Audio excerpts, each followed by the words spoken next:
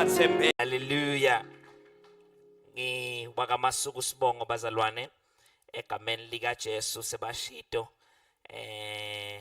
ngingumfundisi Masuku ngekukhonda ngikhonda lendasi eShilo egameni lika Jesu ngiyajabula namuhla egameni lika Jesu kuba sekhaya egameni lenkosi. Hallelujah. Ngiyacela nje ngivuselele makhelwane laceleni kwakho umtshele ukuthi kungaba kuhle wena ungasmile uthambele live la uNkulunkulu namhlanje mina egameni lika bese uyamtshela usekungcono ke. Hallelujah, praise God. So ko uthambise buso nje wemukele live la uNkulunkulu namhlanje mina egameni lenkosi. Amen. Sitawushumayela nawe ke yesuku egameni lika Jesu. Ungiphela oma strings wami ngidowuthandaza egameni lika Jesu. Ngiyahlonipha kakhulu ubukhona befamily yami lekhona namhlanje egameni lika Jesu. My wife ukhona, ngiyacela nimshayele tandla bazalwane. Ngabe ngiyamsukumisa manje na ke kunana sibusiso lesisha lasiphe sona uNkulunkulu manje lokusukuba naye ngumsebenzi egameni lika Jesu. Ukhona na Ebeneza sihamba naye, ukhona na Nsalenhle angimboni lapha ukuthi kuphi egameni lenkosi. Lo nathi dem ke ngiyame enkosini ligama lakhe. Siyambonga uNkulunkulu ngale family egameni lika Jesu. Khona nasisi lesihamba naye ukanye nathi egameni lenkosi. I'm so surprised my family is here as well at the back. What a surprise visit. Ngiyacela sesike sibashayele tandla bazalwane egameni lika Jesu. Siyabonga bonhlane ekhulu to be here egameni lika Jesu Kristu. Ngithatha Jesu ke bazalwane ebusheni bami nje ngamthatha nje kulula kakhulu bekusemnanzi konke kude la bekubhlungu khona. Sanibonana egameni lika Jesu. Ngathatha nje livangeli nje ngangimuhle kakhulu futhi angibule makhona sibeka mhlo umfundisi.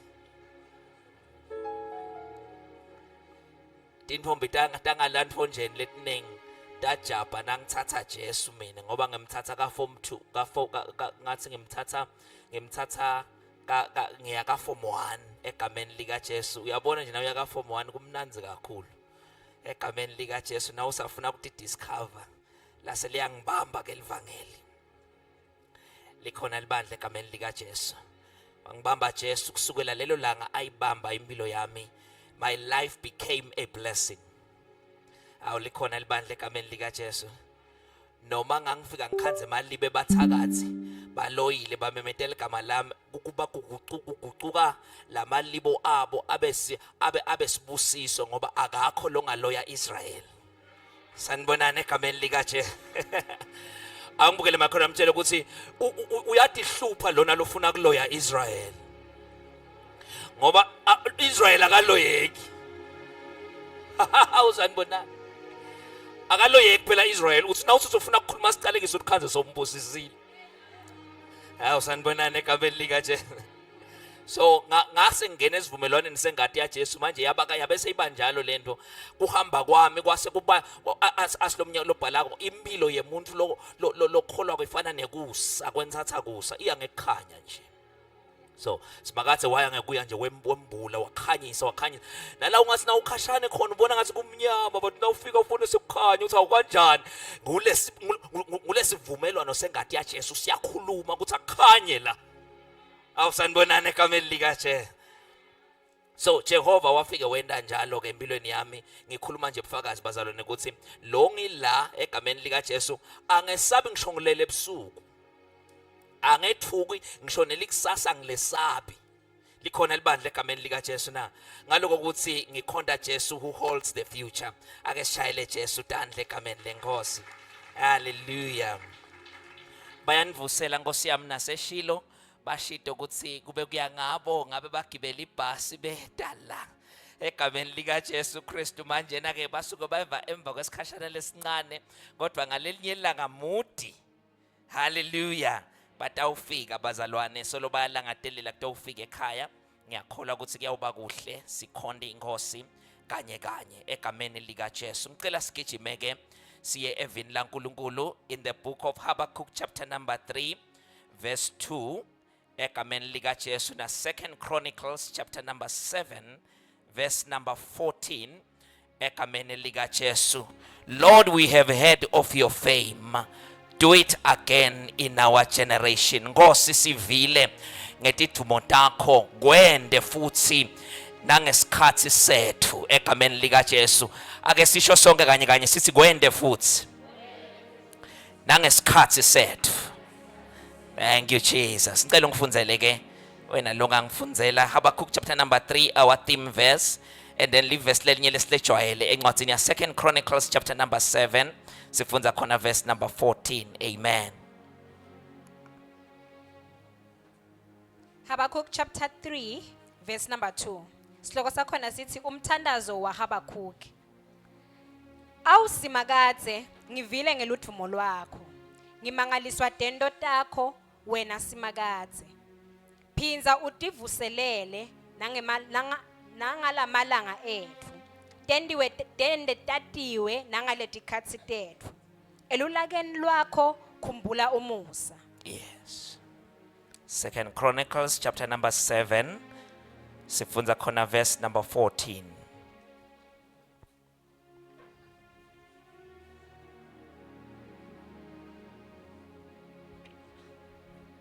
Second Chronicles chapter 7 verse 14. Nangabe sive sami lesibitwa ngelibito lami, sititfoba sithandaze kimi, sifunisise intsandvo yami, siphendvuke etindleleni taso letimbi temonakalo, ngiyawukuva ngisezulwini, ngithethelele sono saso, ngiphilise live laso. Ake sivaleni emehlo ke sithandaze. Sithe bewe uyisiphephe lose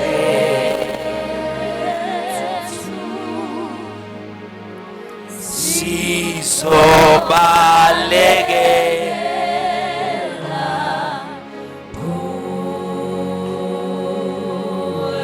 Themba lendalo yonke ke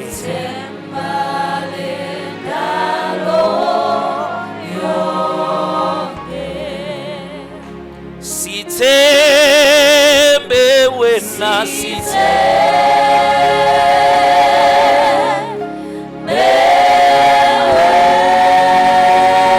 wena uyisiphephelo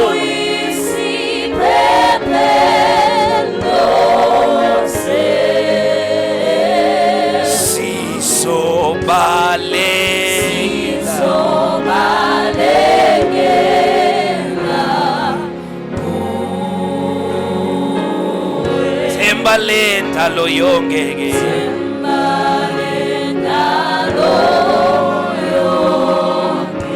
philile Nkosi izwi lakho philile Nkosi lingamandla kithi. Khuluma Nkosi kithi ngalo namhlanje mini egameni lika Jesu Kristu. Silemukela Nkosi lisingwa likuphila kwethu egameni lika Jesu Kristu Nkosi yethu. Amen. Incwadi yaHabakkuk bathandekayo ibhalwa umprofeti Habakkuk ubhala ngesikhathi it was a very dark and confusing season in the nation of Judah.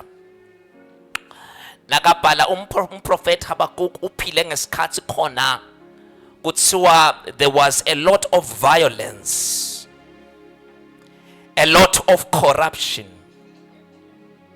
Injustice was prevailing in the nation, and kuthiwa kwakugcwele nemoya we-idolatry, lokusho ukuthi kwakuphingwa kuhlobongwa kwentiwa konke kulesive sakaJuda ngaleso sikhathi, such that there was a spiritual decline. Likhona libandla egameni lika Jesu sothi kamoya bantu bebaya ngekulotha. Likhona libandla egameni lika Jesu na bebanjani bantu kamoya bebaya ngekulotha egameni lika Jesu Kristu.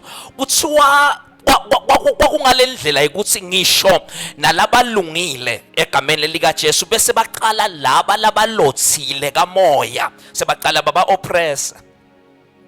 Sikanye kanye bazalwane egameni lika Jesu. Ngoba once konakala kamoya nakanjani labalungile ba oppresswa ngilaba lesebalimele ba wounded kamoya. Nikhona bazalwane? Inkinga kwaba nenkinga kamoya laba labalungile baqala ba oppresswe ngulaba labanjani bazalwane nami laba labo lasebalimele kamoya. Kuthiwa even the leaders were corrupt ngaleso sikhathi egameni lika Jesu. Labaholi bese baqala ngaleso sikhathi leso sebaqala kuba ne corruption lokusho ukuthi noma nangabe uhola sive egameni lika Jesu uqala kuba netindlela letingasile kuba corrupt ngoba la angekho uNkulunkulu khona corruption is bound. Sikanye kanye bazalwane, noma ngangisiphi isihlalo lohleli kiso umuhleli kuleso sihlalo leso kaNkulunkulu akekho corruption is bound. Ngilekelele my brother egameni lika Jesu, egameni lika Jesu. Wherever noma ngangisiphi isihlalo lohleli kiso na uNkulunkulu angekho, you are bound to be corrupt. Noma ungaba ngi-CEO wenkampani kodwa nje mawuhleli kulesihlalo sekuba ngi-CEO kaNkulunkulu akekho, noma ungazama kuba righteous kwani i-corruption itakweni ngami. Sanibonani egameni lika Jesu. Noma ungaba ngi-PM welive uma uhlele esihlalweni kaNkulunkulu akekho, corruption is bound. Noma bangaze bakubeka ube lidikon lelibandla uma uhleli kulesihlalo ungidikon kanti uNkulunkulu akekho, corruption is bound. There were leaders in the nation of Judah basohola sive kodwa uNkulunkulu angekho, ngikho-ke kwase kune corruption kuleso sive leso. Ake sende nje siphakamisele Jesu tandla. Thank you Jesus. Umprofeti ke Habakuk akalingisanga labanye baprofeti ngaleso sikhathi egameni lika Jesu Kristu lebe bakhuluma on behalf of God to the people egameni lika Jesu Kristu. Umprofeti Habakuk uvela ngesikhathi lesive si troubled egameni lika Jesu Kristu uya kuNkulunkulu uthi Nkosi pho kuyawuze kwenteke njani ngegama lika Jesu Kristu waseNazareth. WaseNkulunkulu uyamphendvula ngegama lika Jesu, waseyamphendvula uNkulunkulu umniketa impendulo egameni lika Jesu uthi ngitawuvusa eMabhabhiloni. Nikanye kanye abazalwane uthi ahlasele sive sakaJuda. Kwamconfuse kakhulu ke lokho Habakuk ukuthi hawu Nkosi ungakwenta kanjani ukuthi uvuse eMabhabhiloni bantu labakhashane nawe labangakholwa nekukholwa ukuthi bamelane nathi thine sisive sakho. Indzaba ukuthi sikhweshe enzaweni yakhe. Nikhona abazalwane egameni lika Jesu. Wakhwesha enzaweni yaNkulunkulu, uNkulunkulu angavusa ngisho abantu labangakholwa bavukele wena. Nikhona abazalwane? Kukhwesha enzaweni yaNkulunkulu angavusa ngisho abantu labangakholwa emahedeni amelane nawe ngesizathu sokuthi ukhweshe kuphi nabazalwane na enzaweni yaNkulunkulu egameni lika Jesu. But uma avela ngesikhathi avela wasuyamthatha uNkulunkulu umprofeti Habakuk umbiyisa ku turning point in the mighty name of Jesus Christ. Lapha ku chapter number 2 ngithena ngifunza lesahluko ngamakala kakhulu ukuthi Nkosi kanzi yini lo loyikhulumako ukuthi asiyende egameni lika Jesu Kristu silibandla lakho kulamalanga egcina. Uthi kuHabakuk hamba uyoti position yourself, position yourself kahle so that you can hear from me. That was the first thing like khuluma uNkulunkulu ayikhuluma kuProphet Isaiah ukuthi tihlele kahle ngegama lika Jesu Kristu. Angibukele makhelwane mthetho tihlele kahle makhelwane, ayehla imvuselelo ungakahleli. My God, uthi ke uNkulunkulu akhuluma kulo mprofeti ukuthi hamba yokuhlela kahle ngegama lika Jesu. Wasuyayehlisa uNkulunkulu ivision ngoba noma kungathiwa kune corruption lenganani, noma kungathiwa kunetimo letibheke phansi bantu ba dry kanganani, uNkulunkulu akahlala ngakhulumi uma ngabe kunebantu labathi hlelile bathi Nkosi egameni likaJesu ungavusa mina kulesitukulwane lesonakele, you can raise me egameni likaJesu that I can hear from the antenna of heaven ngegama likaJesu. Now when God raised Habakkuk, wamvusa Habakkuk, uNkulunkulu wase sothi bhala Habakkuk ngegama likaJesu Kristu waseNazareth, uthi bhala Habakkuk, kukhona umbono lengidakuniketa wona, wakhuluma into leti ntsathu kulo mbono ngegama likaJesu, kwamtshela into leti ntsathu uNkulunkulu Habakkuk wathi number 1, labathi phakamisako will eventually fall. That was the first thing that he said.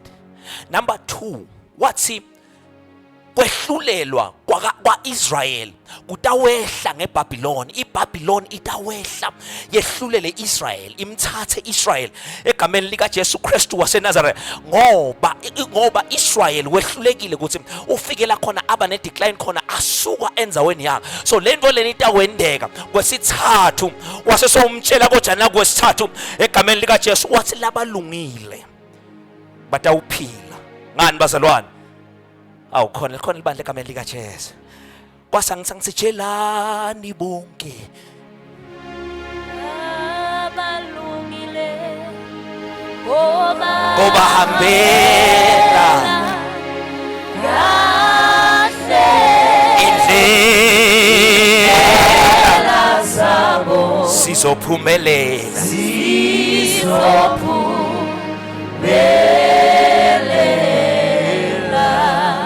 Nkosi yami, tshelani bonke abalungile, Shelani bonke tshelani bonke abalungile ngoba hambela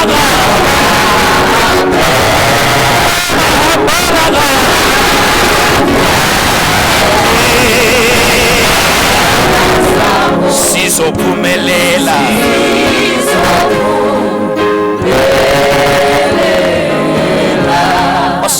Ifuna ukuthi noma siphila esikhatsini la khona tinto ukuthi ibheke phansi, iminotho ibheka phansi, ebandleni tinto endeki egameni likaJesu konke kwathi kumile nje, noma ngabe ku stagnant into in your life, but usithi uNkulunkulu angitento umemetela namhlanje egameni likaJesu ukuthi kufuna labalungile sokhuleka nabo namhlanje ngegama likaJesu, ukuthi asitshele bonke labalungile ukuthi utawuhamba kahle ekhaya, utawuhamba kahle emsebenzini wakho, utawuhamba kahle in your life, utawuhamba kahle empilweni yakho, ukuthi labalungile noma ngabe kuthiwa kwehliswa i-judgment ngegama likaJesu, noma ngathiwa kwehliswa i-judgment esiveni, but uma kukhona nje labalungile kufuneka nje ishwana nje bazalwane.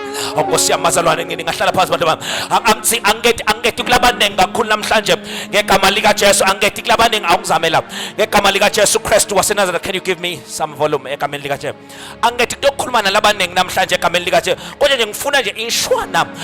Kunebazalwane nje kuthiwa labathi Nkosi ngende mina ngibe ngilolungile phambi kwakho, khona ngizokhona kulanza tindvo tasekhaya ngegama likaJesu. Wayehlisa imvuselelo, uyehlise ngami, starting from my workplace, starting from my family, starting in my family life, starting from where la khona wayehlisa imvuselelo yakho usebenzise mina. Uthi tshelani bonke, wamtshela into letinzathu wase sothina kakhuluma uNkulunkulu kuHabakuk kwathi kubhale ke lokho.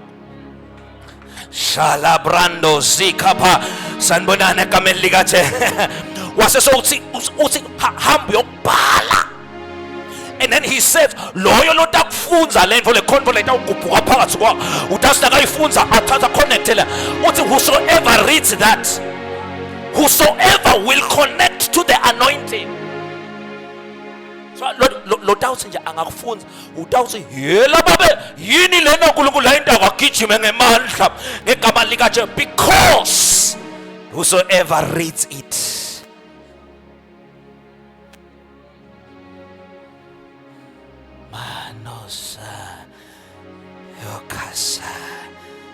Habakkuk was crying. Ukhalela kuthi uyathi ngivile kuthi uNkulunkulu uke walivula lwandle lolibovu. Marando kapanoza sivile. Kwele makhona manje sivile man. Sivile kuthi embabane bake baphila abantu labagulayo. My God, my Father, my God, my J. Larando sukabando kabano sa. Sivile. Sivile, ay sivile. Uyathi sivile ukuthi la unemishado letelwe emthandazweni la. Kodwa namhla sekushone. Kamhlupha Habakuk kuthiwa uthi I have heard. Ake sikuyivele tandla sithiphakamisele ezulwini. Ngifuna ukuthandaza, angeke ukuthandaza nebantu labanenge. Ngithanda ukuthandaza nebantu umfundisi wami labathi sivile ukuthi uNkulunkulu uke wayenda lento. Sivile. Sizophuma. Mele. Shata kapanona nana. Bona bazophumelela. Nkosi yami baphiwa amandla. Bazophakanyiswa.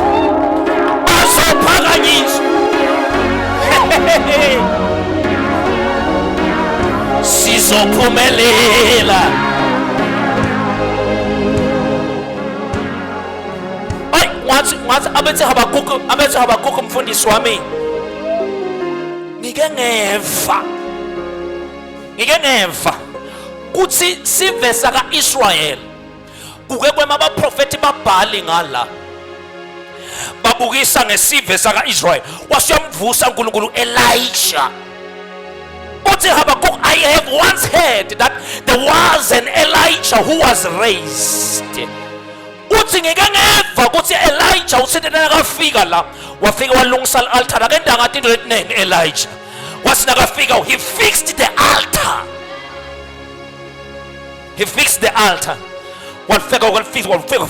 Walibeka kahle le-altar lakhe walibeka lahlala kahle wasesemva kwaloko sowusikuleli altar sokubuya umhlatshelo etikwana wawubita umlilo wasezulwini wehla. Ngike ngeva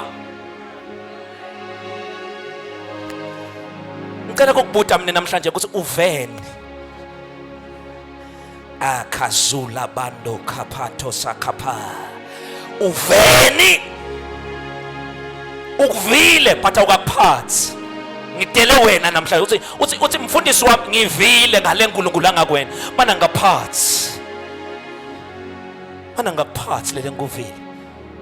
Habakuk was raised wathi ngivile kuthi Elijah uke wawubita umlilo wasezulwini kwehla. Ngivile Nkosi yami I have heard kuthi uNkulunkulu wayehlisa imvula wathi bonakalisa wake wayehlisa imana wake wabahola abantwana bakaIsrael bendlule ehlane inyawo zabo azange zaguga impahla zabo azange zaguga. Hayi ngegama likaJesu ngisho ehlane bambona uNkulunkulu ehamba nawo. Ngivile bona bazophumelela hananana baphiwa amandla amasha bazophaka indlela sizophumelela.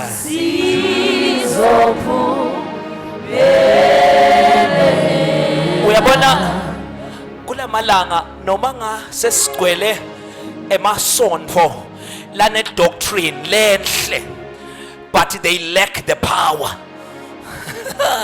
Bafundisa kahle impela ungaze uyithanze info yabo uyithathe manje inkinga yawo ayinamandla. Angibule makhona aphe amandla shonephe amandla shonephe amandla. Ngakusho ukuthi uNkulunkulu usuyekeleni ukukhuluma ayikhona akhona amandla asegazini akhona. Hayi ngiyekele ngikhulume wena akhona amandla. We can't be full of doctrine here. We can't be full of religion here. Singena ngo10 siphuma nga1 apha amandla. Aphi kufuneka labalungile namhlanje onkosi yami ngegama likaJesu kufuneka labalungile labathi inkosi sivile yenda nkosi he yende kwende Jehova isitukulwaneni sem ungawa kwende Manosha. Sinema conference mfundisi wami lesiwahamba siyawahamba size siwabite eGoli lamanye sibhadale imali leti ayiniwe si-attend ama conference uma sibuya singaka convicteki. No conviction.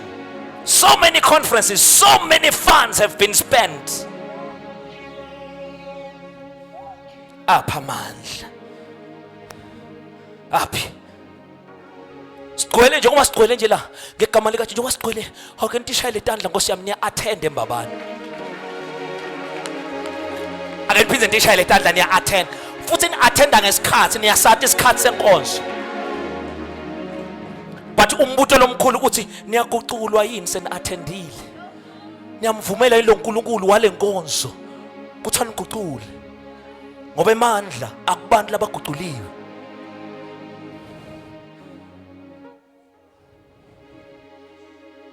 Apha emandla. Do it again, Lord, in our generation. Ngoba uma uthi uNkulunkulu akayende lento kabusha uthi Nkosi sibuyisele imvuselelo sibuyisele iconviction sibuyisele lenkosi lokho ukuthi kube khona abantu labento omhlatshelo sikhasi lesinenge ebandleni sishoda ngebantu abangento omhlatshelo mfundisi wami uphi umhlatshelo ayehla imvuselelo makunganamhlatshelo. Ake siphakamisele Jesu Stanley. Many bakhona ukukhuluma ngemlomo wabo siyayifuna imvuselelo uphi umhlatshelo. Ake siphakamisele Jesu Stanley namhlanje. Uyabona ngithe kuwe mbamba namhlanje ngitothandaza nawe ngegama lika Jesu. So uthanda uphi umhlatshelo. Uphi umhlatshelo wemthandazo. Kuphi umhlatshelo abantu labatha ulahleke emthandazweni balahleke emthandazweni but bangatholwa that we cannot find them anymore. Uphi umhlatshelo. Uthi uNkulunkulu angiyomemeta namhla ngibude uphi umhlatshelo nihlangene nigcwele uthi uphi umhlatshelo ngoba imvuselelo yehle emva kwemhlatshelo kufuneka umhlatshelo la. Makasa libando lima kasuyama elini nini kasukaba uphi umhlatshelo. Ehle imvuselelo namhlanje kufuneka umhlatshelo we-commitment. Kufuneka umhlatshelo abantu labathatha i-commit emsenini waNkulunkulu. Kufuneka umhlatshelo abantu labawufihlwa ebukhoneni baNkulunkulu. Kufuneka umhlatshelo wabantu labatawuluza di-status tabo ngalabatiwa ngako nangetigaba tabo. Kufuneka umhlatshelo ayehle imvuselelo uma kude umhlatshelo. Uphi umhlatshelo. Uphi umhlatshelo. Uphi umhlatshelo wokuphenduka. Kulamalanga mfundisi sishumayela kakhulu ukuthi abantu abaprosper but abantu abafuna ukushiya tono tabo. Abafuna nje kwenda umhlatshelo wokushiya tono. Ayekele umuntu tono takhe ashiye endleleni tabo letini. Let's deliver uNkulunkulu bathi thobe abantu bami lababitwa ngelami. Awushaka pandorina aqhubeke lo mbhalo athi babe sebaphenduke indleleni tabo letimbi number 1. Uphi umhlatshelo wokuphenduka. Uphi umhlatshelo wokuphenduka.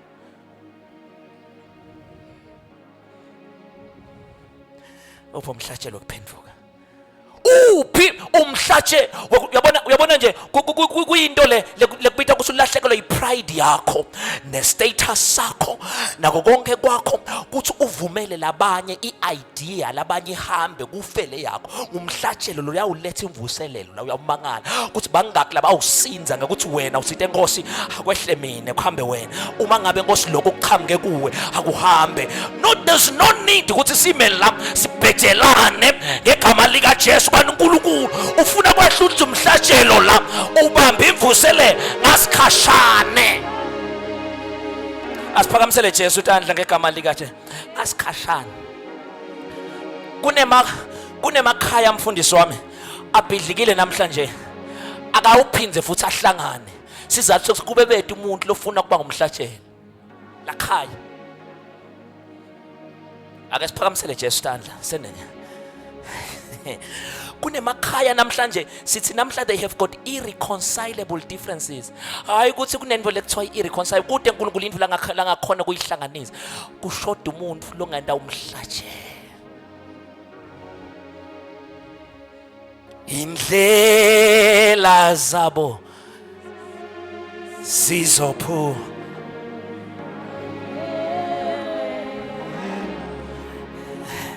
kufuneka umhlatshelo webungcwele la. the sacrifice of holiness. Funeka umhlatshelo nje wobungcwele. Phile ubungcwele nje. Uthi noma ngabe ngakhuluma nalabanye ngalenye langa le eshilo ngikhuluma nabo ngathi yebo ngiyeva babo akakho akakholwa. Uyabona?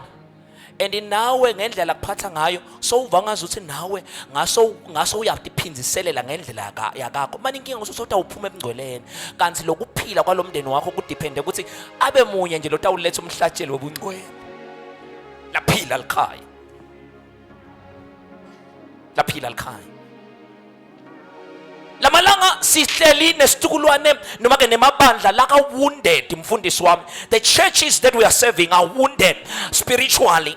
Uma wounded healing iyawehla. Uma ngabe kuyoba khona laba bathi Nkosi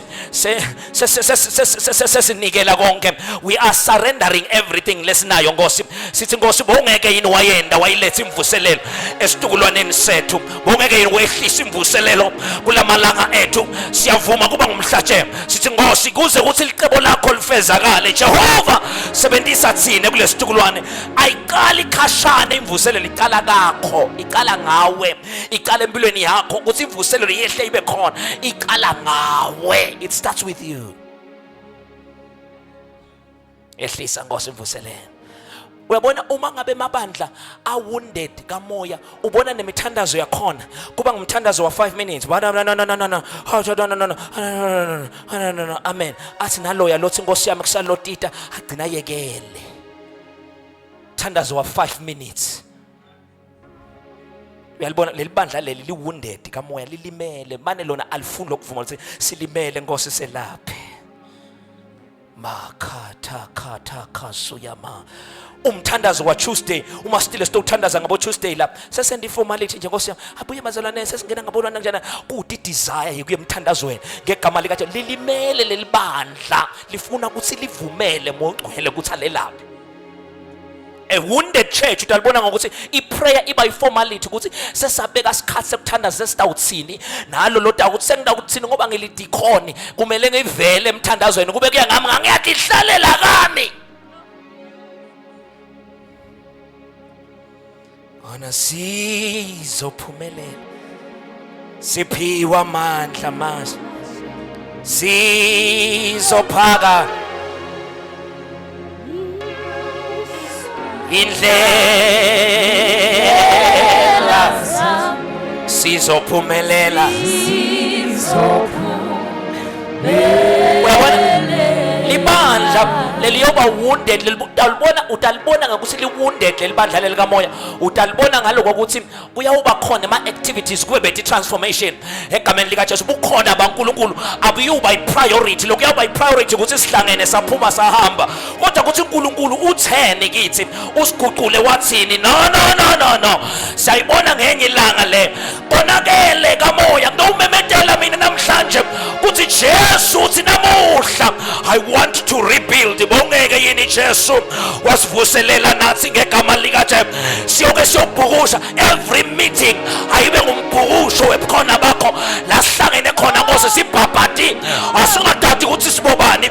May we lose ourselves in your presence. Moya ngcwele sibhabhatise la elini niniha hawu Nkosi yami egameni likaJesu ngegama likaJesu. Uyabona uma libandla li-wounded libandla liba li-wounded ngegama likaJesu ngisho sono siyatolerate kuthiwa i-weakness sisimbombuzele sithi weakness my brother will you be okay it's a weakness yay in the name of Jesus. Ngiyawuyala namhlanje lo moya lo lama altari onke usathane namhlanje usenkingeni. We have come to destroy all those altars of the evil one. Ngegama likaJesu is at work in this house. This house will be the voice of the city. This house will be a voice of the nation. This house will reach nations. I can see this house transcending borders in the mighty name of Jesus. This house will raise prophets. This house will raise evangelists. Mando kabando zakapa ekamene lika Jesu ngibona abantwana bethu bagijima ngemandla ngegama lika. This house God is raising you over there ngegama lika Jesu We are not going to allow the enemy to anymore. Ma no sharaya heli ma aya hey hey how hey Lenin hey hey uyabona libandla nawulibona ukuthi lilimele ubona ngathi kube kunenge ixokotela kukhuluma kabe ngalabanye kuneke ukuthi sithandazelana. There is a lot of division and a lot of gossip unnecessarily because the enemy wants to shift our focus from him. Kodwa namhla uSathane unamanga sizele lokho kanye kanye la. This is the reason we are gathered in this house. Makabadosa Eli hey come on hey hey Lana nama kasuya ba ngegama likaJesu. Jesus is healing her. uSathane uthi de hlalani la nisuke nilimatane lemakhaya nite lana ni wounded nitokuthela kulimala kwasemakhaya. Namhlanje ngibona ibalsam yasezulwini yehlele emakhaya yehlele emindenini ngegama likaJesu yehlele kubantwana be. Ngibona ibalsam yasezulwini ikhona kuJesu igama la. He is here. He's here. Ma ke nini awubone emakhaya aya reconcile ngoba kuna Jesu lo lamkhathi kuthe nguye kuthiwa nguye umnikati wesivumelwano lesisha ngegama lika Jesu Christ. Kuthiwa ingadi yakhe ikhuluma into letingcono kunengadi yabe. Namhlanje we want to allow the blood of Jesus to speak.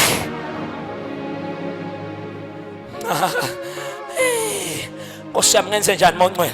Ngicela sibe ngenyawo zothandaza. Makhalili ma. No ala ra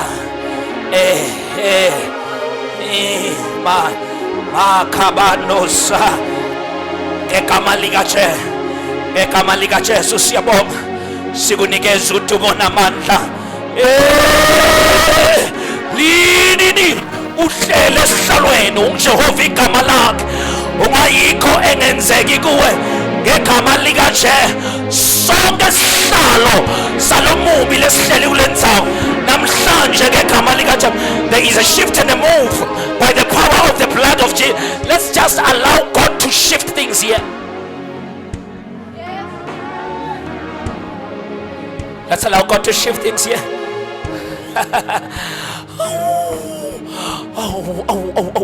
Moncwele siyabonga sifuna ukuthandaza ngegama likaJesu. Ngicela ukuthi uthandaze nebantu ngoba ayikho indlela lenye ngaphandle nakungaba nensali kuthiwa labalungile.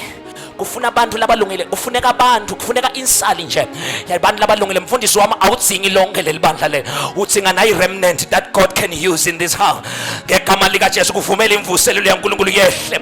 Ngegama ngitele labo namhlanje mhlamba ngakho ngitele wena mhlamba ngadeli bani kodwa ngitele insali namhlanje ngegama likaJesu. Let's see the just shall live by faith. Angeke size sibe mechanical as a church. Angeke siyithathe ngetandla lento le ngegama likaJesu. Moncwele uyawusihola Moncwele uyawenda tintfo letingenteki kubantu tenteke.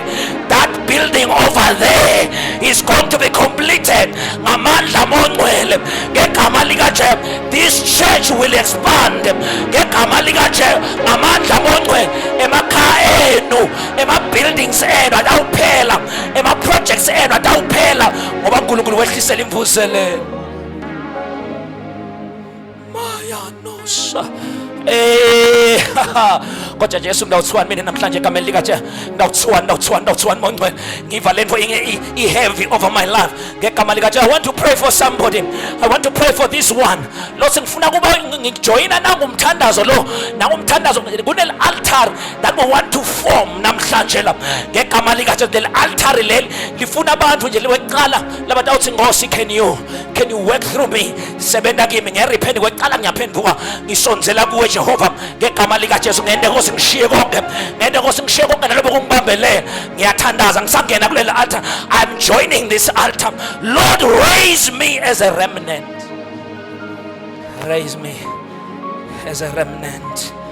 Bongeke yini Nkosi wangisebenzisa njengensali liyawaliphimbo lakho kulendzawo. Sifuna ukuthandaza mina namhlanje.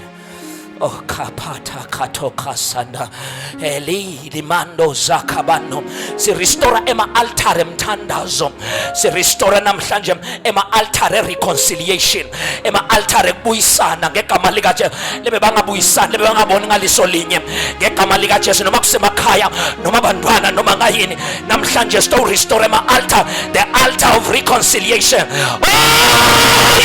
ilamaya nana kelini elika bayokama li altar la mongcwele kuthi mongcwele akake abhunguze la akakatentele kayanusa ngegama lika Jesu siyambonga uNkulunkulu si restore al altar le unity li altar le forgiveness ngegama lika Jesu liyaqala namhlanje la liyaqala kulenza ngegama lika Jesu Kristu waseNazareth somandla bongeke yini wasivuselela bongeke yini